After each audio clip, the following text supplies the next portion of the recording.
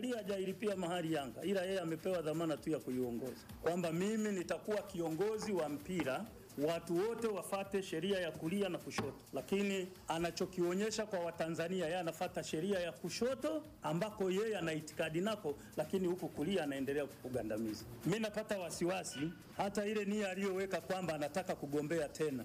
Ningekuwa na uwezo mimi wa kimungu, ningewageuza wapiga kura wote wampe 0, kwa sababu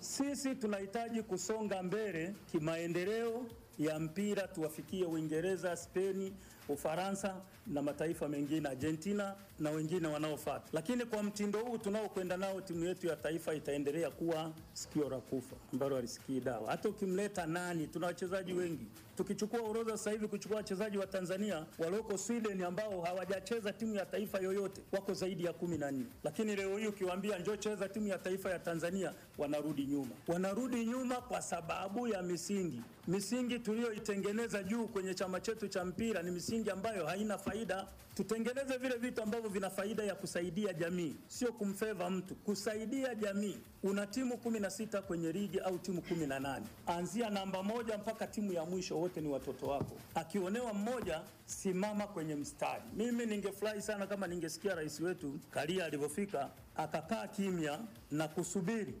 mamlaka za kisheria ambazo yeye anazisimamia tayari zilishapelekewa lile jukumu, kwa sababu sisi Yanga kama Yanga kupitia kamati ya Yanga, baada ya mchezo ule kuahirishwa, kesho yake tulipeleka malalamiko yetu ya maandishi TFF, ambayo kwa kuchafua hali ya hewa amesema viongozi wetu ni wachafu. Sasa labda sisi kama wazee wa Dodoma tumuombe akawasafisha ili wang'ae, wakitembea waonekane ni wasafi. Katika hatua nyingine, Elisha Gwade ambaye ni mratibu wa matawi ya klabu ya soka ya Yanga mkoani Dodoma amesema kauli za rais wa shirikisho wa mpira wa miguu nchini zimewafanya kutokuwa na imani na shirikisho pamoja na bodi ya ligi, ambapo pia wametoa masaa 72 kwa Rais Karia kujitokeza hadharani na kuomba radhi kutokana na kauli alizozitoa hivi karibuni.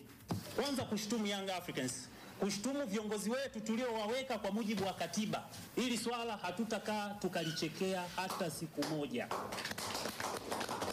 Na hili ajue kabisa, Wanayanga Dodoma, matawi yote zaidi ya matawi 50, hatujakubaliana na kauli yake, na atuombe radhi kwa kutukosea Wanayanga, atuombe radhi kwa kukosea mpira wa nchi hii. Abaende Somalia. Sahihi kabisa.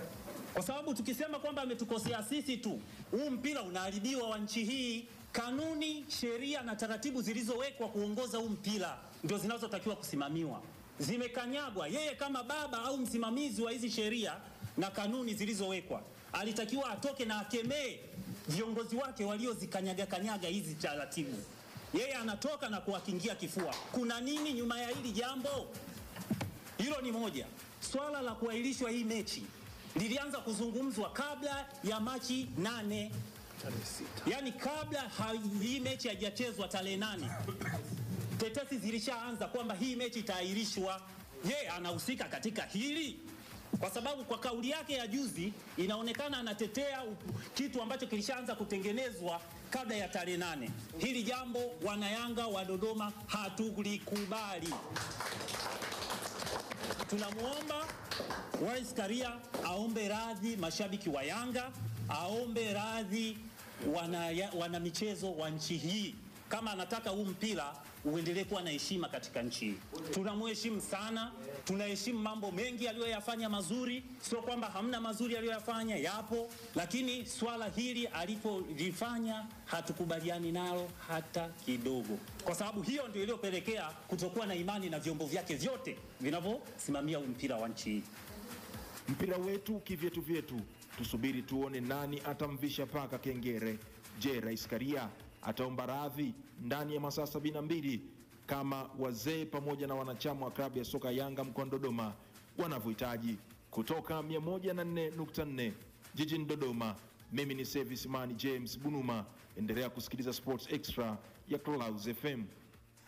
James Bunuma Dodoma kitupa taarifa hiyo ya wazee wa klabu ya Yanga na viongozi wa matawi wakizungumza. Na Alex unasema Mbona kila siku wazee Dar es Salaam wao Dodoma vipi? Dar es Salaam hakuna mzee ndio. Hao Dodoma sawa. Tukianzia Pwani Dodoma kwenda huko wazee wanaweza kwa. Dar es Salaam hakuna wazee. Dar es Salaam wazee hao kila siku vijana hao. Miaka yote unajua vijana hawataki kuzeeka, wanajiita vijana tu bado wapo. Hao wazee nao hawataki kuzeeka, wanajiita tu vijana wa zamani. Mzee Mpili. Sio mzee Mpili jamani. Labda unajua tu hivi kitu kinacho hii issue kwa nini inakuwa inakuzwa yani? Unajua kuna namna ambayo ya kuangalia nini kilifanyika, taratibu zikoje, uongozi unashughulikia. Uongozi wa Yanga inabidi useme neno, ambaye jamani, wazee, wanachama, wadau, tulieni, sisi kama viongozi tunashughulikia hili jambo. Lakini sasa kuruhusu hii, kesho tutawasikia wazee wa Simiyu wa Yanga, kesho kutwa watatokea wa Mtwara, mara watapandisha kidogo watani zangu Wandengereko na wa Yanga, Wandengereko wa Yanga wataibuka. Sasa hao ndo wabaya zaidi. Wandengereko wa Yanga. Fadhali wengine wote wakiibuka Wandengereko wa Yanga ndo wabaya zaidi. Wananongwa sana. Hao wananongwa watani zangu. Mimi sioni ajabu kwa haya yanayoibuka. Uongozi kwa nini usitoe kauli kuwatuliza wanachama wao na wapenzi wao? Kuacha kwanza uongozi unashughulikia hili jambo kwenye mamlaka husika. Tatizo ni kwamba hata TFF wenyewe wameshindwa kuvumilia, kwa sababu hili swala lipo katika vyombo vya sheria vya TFF kuhusiana na mustakabali mzima wa mchezo huo wa Simba na Yanga ambao ulivunjika na nini. Walisema watatoa taarifa.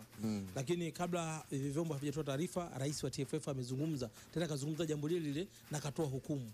Sasa unafikiri utulivu utakuwa wapi? Mimi niliona kwamba rais wa TFF alivyozungumza alisema kabisa Yanga wamekosea kwenye hili aliwataja Yanga au unafikiri alizungumza lugha ya jumla? Unajua kwa nini wanaotaka kuharibu mpira wetu? Wanajua kwa nini wamekuja wazee? Amesema kwamba wanaotaka kuharibu mpira ni Yanga. Listen. Kauli aliyotoa rais, wanaotaka kuharibu mpira wetu. Wakacheze sinema zao. Sawa, na kingine alisema kwani Yanga wao wanavipi kama wao ndio Yanga? Yanga wameandika barua kwa bodi ya ligi na kuwaambia bodi ya ligi wajiuzuru, hawana imani nao.